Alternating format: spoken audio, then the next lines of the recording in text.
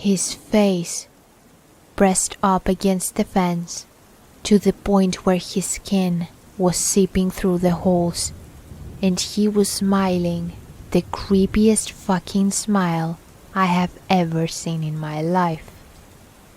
Grab your flashlight, everyone, and follow me into the darkness.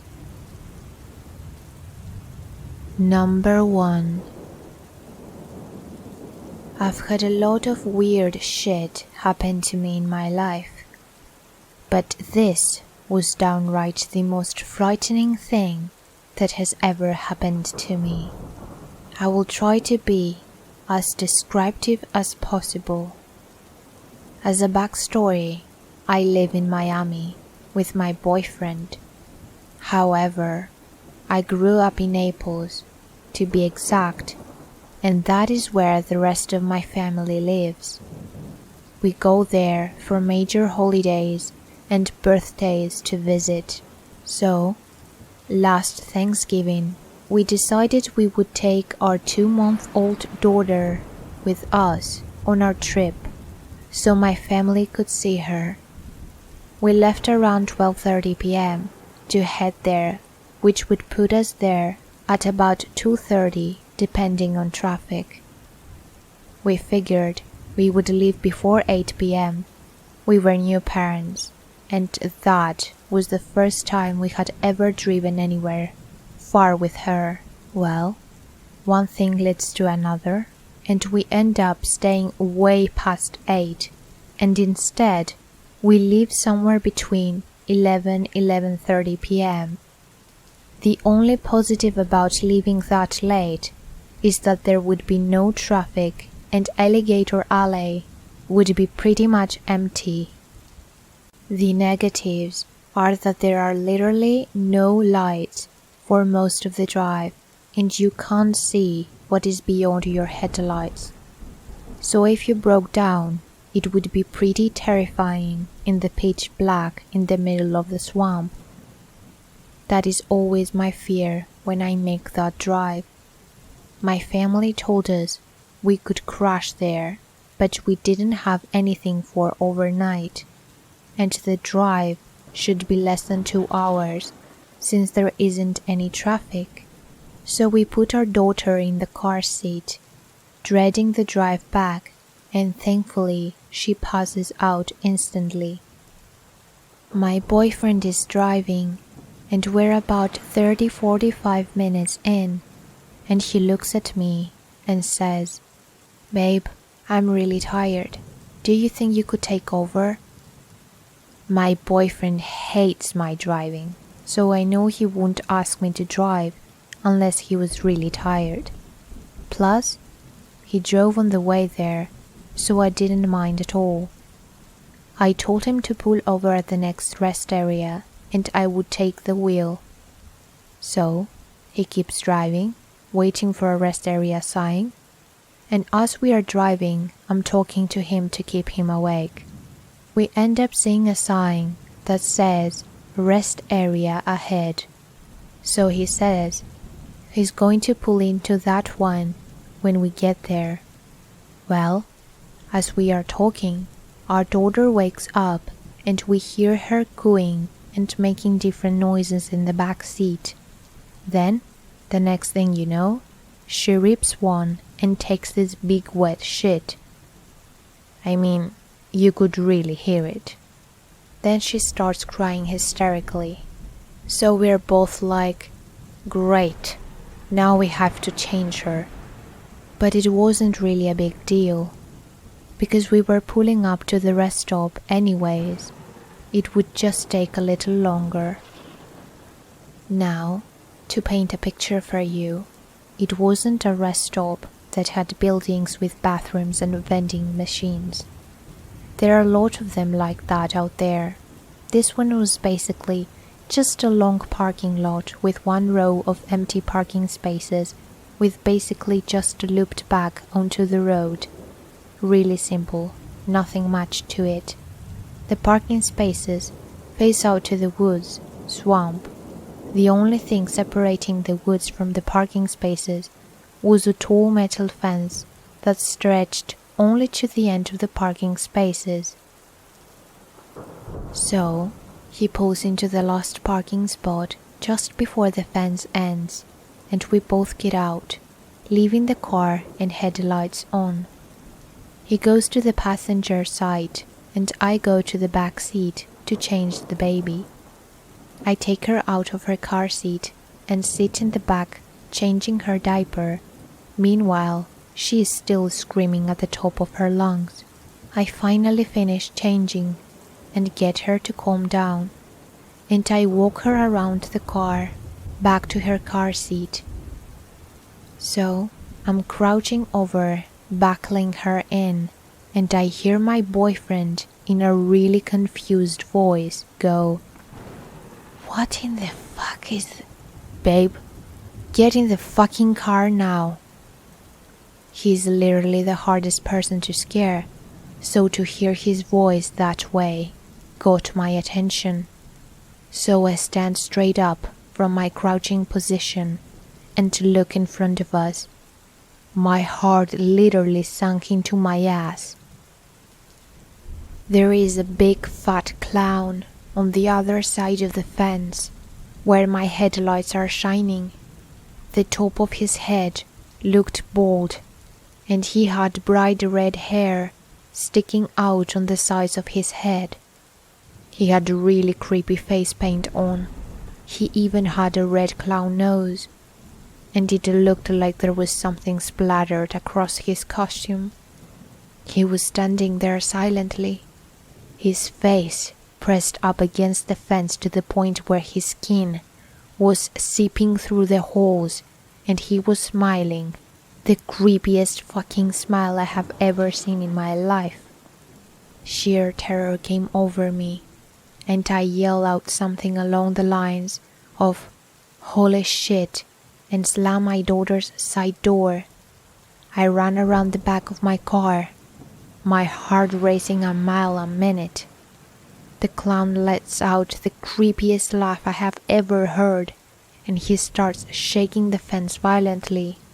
And then he starts walking toward the end of the fence slowly, like he was going to come around. As he is walking, he starts singing, while gliding his fingers across the fence.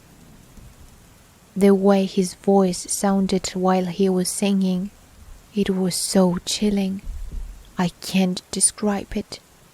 It was a really low-toned, shaky, psychotic clown voice. I am assuming he sang it because he heard my daughter crying. But who knows? I jump into the driver's side after what feels like forever. Even though the whole thing probably lasted 15 seconds, and lock all the doors, I'm literally shaking throughout my body, running on pure adrenaline. My boyfriend is in my ear saying, "What the fuck? What the fuck? Let's get the fuck out of here." This clown is now on our side of the fence, right in front of us. As I throw my car in reverse, he starts beating his hands on the hood of my car, now screaming something. I couldn't make out, because I was in pure noob mode. My boyfriend is even yelling, "If it gets in front of our car, just run it over." So I was fully prepared to do so. But he didn't. I sped out of there like a bat out of hell. I look in my rear view, and the creepy-ass clown is just standing there in the middle of the rest area, waving us off. We got onto the main road, and I was driving faster than I have ever driven in my life. We were so stunned and traumatized by the whole ordeal that all we could manage to get out was, "What just happened?" For the remainder of the ride, we still speculate what he was doing out there at 12 a.m. dressed like a clown in the middle of the Everglades on Thanksgiving night. We considered he was trying to fuck with people, But you would need some serious balls to pull that kind of a stunt out there in the Everglades. People that live around there don't mess around. I truly believe that in the way he was singing and screaming, that he was absolutely out of his mind. I don't have any other explanation. It gives us goosebumps to this day, almost a year later, trying to answer the question of what his intentions were. And what terrifies me the most and gives me chills even now, as I am typing this, is the fact that we were parked there for at least 10 minutes while I was in the back seat changing my 2-month-old daughter, being watched by some psycho dressed as a clown. I always wonder how long he was watching. The world is full of crazy people. Living in Miami, I really thought I had seen it all, but I was wrong. Needless to say, this Thanksgiving, we're staying home. Number 2.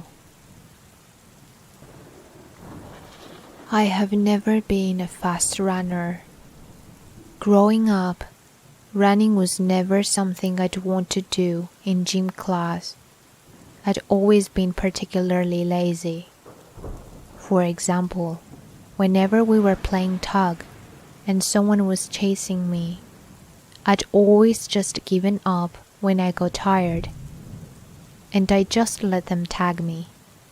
And then, when I had to tag other people, I would run after them for a while, but then given up when I couldn't catch them.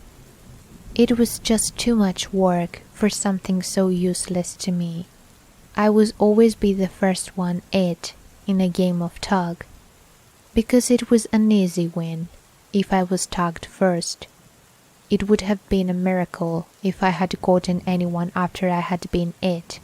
Everyone who's ever known me knows that I'm not athletic at all, and I will never be. Fast forward to yesterday. My older sister had convinced me to stop doing my homework for a little while, so we could go on a short walk on a trail. After all, it wasn't too hot out, like it was all summer. It was finally beginning to cool down, she had said. Besides, the sooner I go, the sooner I could come back and finish my project. Everyone's happy, right? After I grudgingly put on a light army jacket and changed out of my comfortable pumpkin-themed pajama pants into black leggings, we walked out of my apartment and headed for the short forest trail near my place. The first thing I noticed when we walked out was that it was beginning to get dark. It was around 6:30, and the sun was about to set. I felt a little uneasy about going outside when it was dark.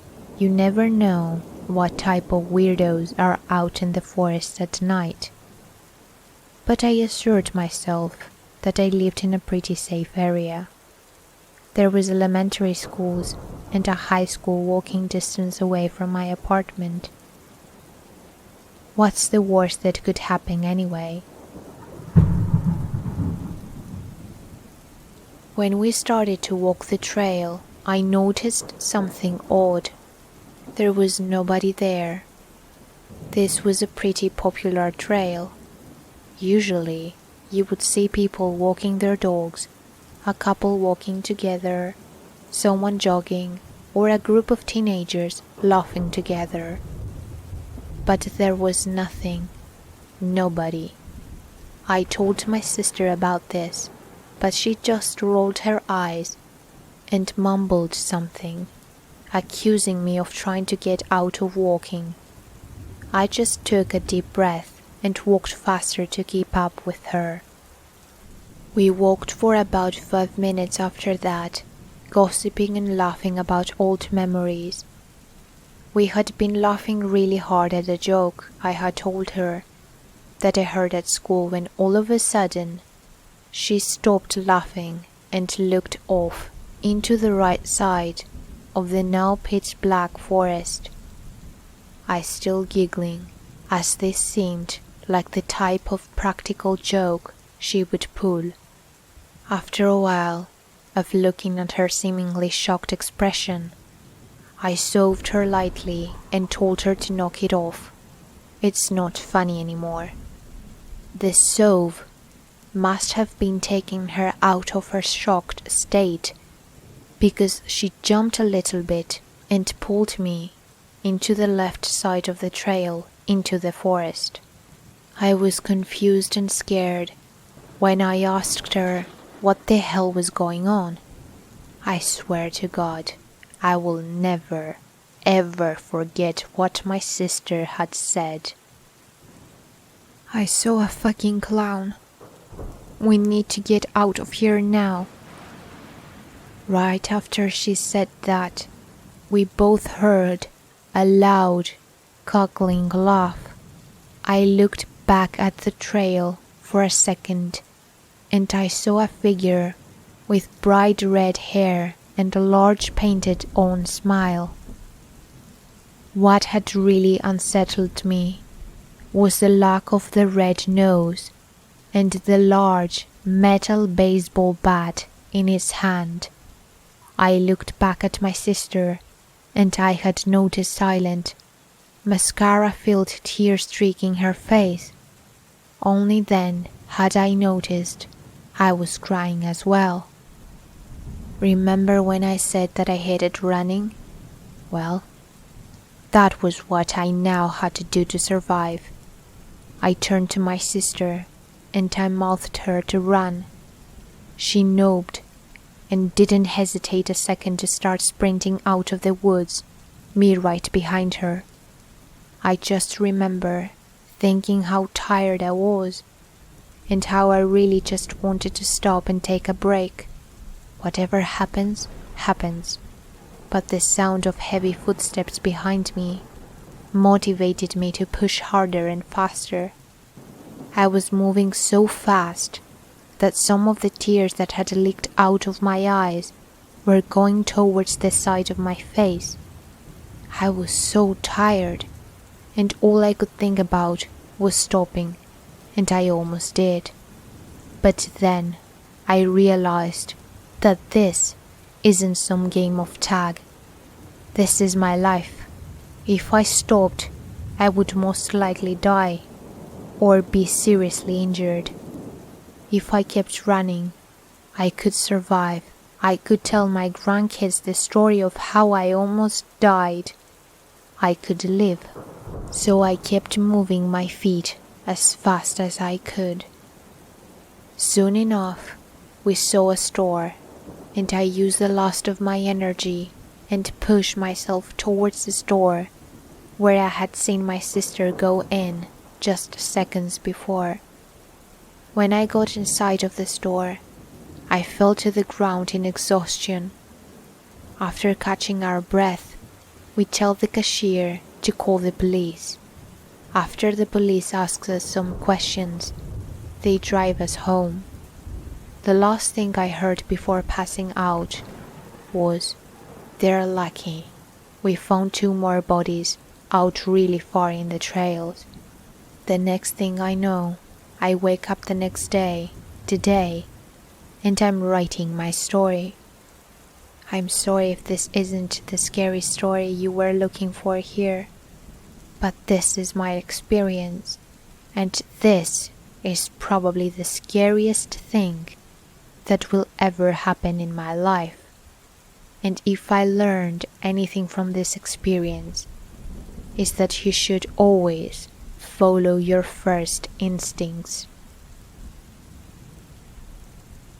Number 3. Every year, my town hosts a carnival, carousels, fair games, hall of mirrors, and that stupid twirly swing ride that makes you want to vomit. They really pull out all the stops for this one weekend in October. Growing up, I would get sugar sick, as my mom liked to call it, for all the cotton candy and funnel cakes. I'd only feel the symptoms after the night was done.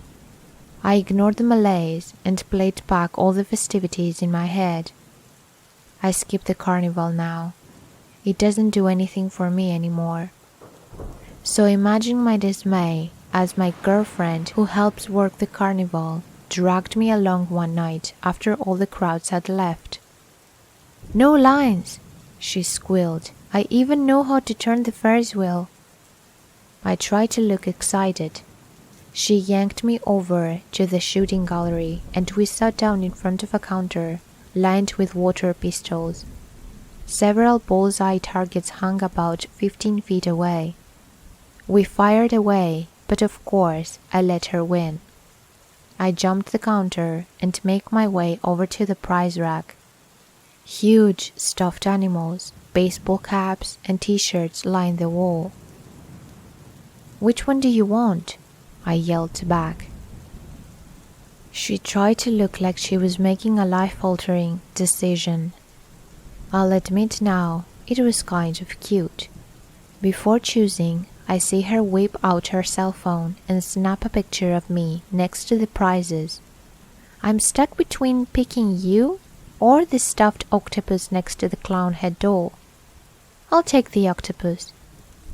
I rolled my eyes and reached past the clown head doll for the octopus. From there, she pulled me over to the carousel, and a few seconds later, the pipe organ started and the carousel cranked into motion. During the ride, she felt it was time for another picture. I really tried to smile. We only stayed in the Hall of Mirrors for a few minutes. It was pitch black in there. We kept bumping into the mirrors and each other. Of course, she snapped a picture in there too. The blinding flash didn't help our disorientation. After the terrifying Hall of Mirrors situation, we decided to leave. She told me she was going to go home and post pictures of the great night. The next morning, I got on Facebook and noticed the small album she uploaded. I started reading through the comments. "Lucky bastards, carnival all to yourself, nice." What struck me off guard were the next comments. "Love the clown. Who is that dressed up as the clown?" Wait, what? I looked through the pictures again, and sure enough, there it is. In the carousel picture, there was a tall clown in the background. The speed of the ride somewhat blurred his image, but I could see him just standing there, arms at his sides. In the Hall of Mirrors, the flash illuminated the face of a smiling clown in the mirror in the corner of the picture. There was something chillingly twisted about his expression. How many times did I collide into him, thinking it was my girlfriend? And lastly, there was the picture of me, standing next to the shooting gallery prize rack. There he was, next to the octopus I grabbed for my girlfriend. I thought he was a doll. The realization made me absolutely sick. I was a hair's length away from him. His warm breath probably grazed my skin. What sort of sick delight did he get from doing this? I called up my girlfriend, who was still asleep, and asked her if she knew the clowns that were hired for the carnival. Her reply made me shudder. They got rid of clowns 5 years ago when parents complained they were scaring the kids. Number 4. John Wayne Gacy was a serial killer and rapist who often volunteered his clown services to fundraising events, parades, and children's birthday parties. Gacy was an established community leader and was even awarded Man of the Year in Springfield, Illinois. Little did everyone know that this man would actually become the killer clown who would lure, sexually abuse, and murder at least 33 boys in just a 6-year period. The killer clown brought his victims into his house by deception or force, and though he believes his first murder was just an accident, Gacy claims, "That's when I realized that death was the ultimate thrill." Gacy typically murdered these young boys by asphyxiation or strangulation and disposed the majority of the victims' bodies underneath his house while the rest were thrown into nearby rivers. The killer clown was sentenced to death in 1980 and executed in 1994. Number 5. In 1990, Marlene Warren opened her front door to find a clown holding a bouquet of red and white flowers and 2 balloons. The clown pulled out a gun and shot Warren directly in the face and escaped without a trace. Police speculated Warren's husband and his mistress to be primary suspects, but the case still remains unsolved. The clown has yet to be found. Hey there, and thank you so much for listening. This painting is available as a print in my shop. If you like this video, please leave a thumbs up, and if you like my videos and want to see more, subscribe to my channel, and I will see you all in my next video.